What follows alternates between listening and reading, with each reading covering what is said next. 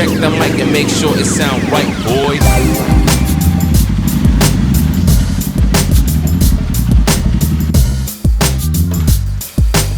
Hey guys, welcome back to the Island Racers YouTube channel.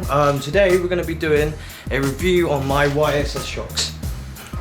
But as a lot of you know, I'm quite a sweaty boy, so I'm going to move somewhere where I'll be a bit more comfortable.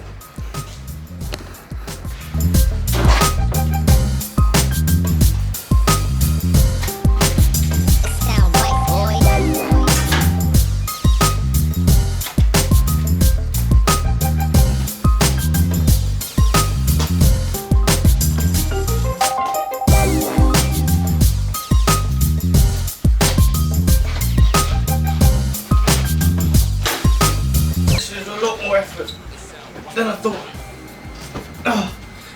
it would be.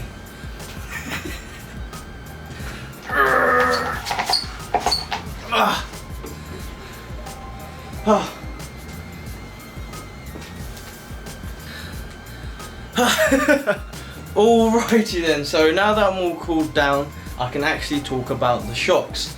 Now, these shocks, I've had them for nearly 4 months now, and I haven't really got much to say that are bad about them, because they have actually held up quite well, especially considering the price point that I bought them at.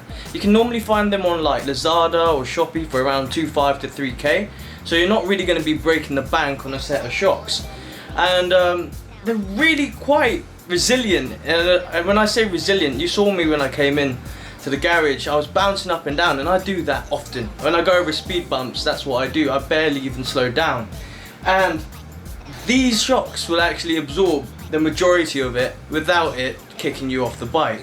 So they're good in that sense, and I'm guessing that's probably why they're wearing out a little bit in the past 4 months.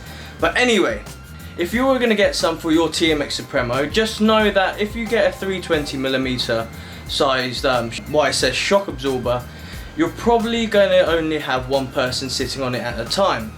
Because when I ever have someone on the back of it, or as they call it here, angas, I normally start feeling some rubbing against the tyre. That might be purely because my fender is quite low down towards the wheel here, and these aren't on a rebound where it's not stiff, you know. So that might be one of the issues, but seeing as these I don't believe are adjustable, you're going to want to go up a size. For me, I would suggest around a 340 to a 350 in an increase when you're choosing your shocks on this specific model of bike. Now, for me that's not such a big issue, and 320mm is fine for me.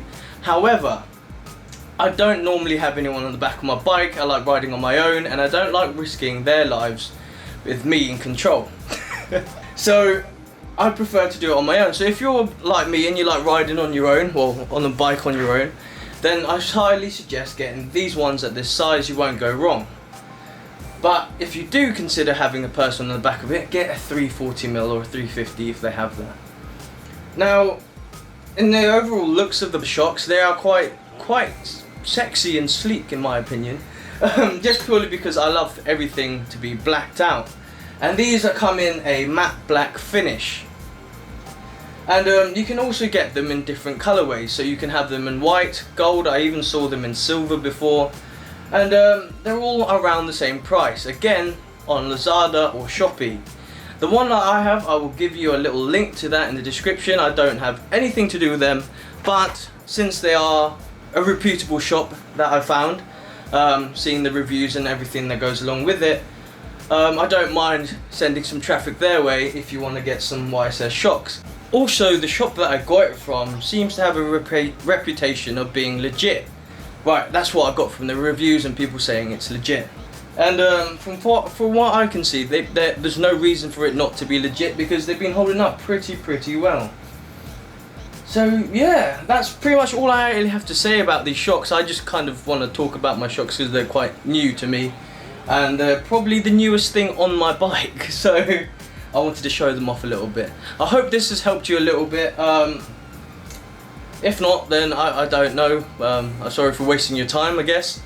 But yeah, I highly recommend getting these shocks. They're really good, and good for the price point they're selling them at. So without further ado, as we always say here, Ride safe, ride often, and win your race. Peace.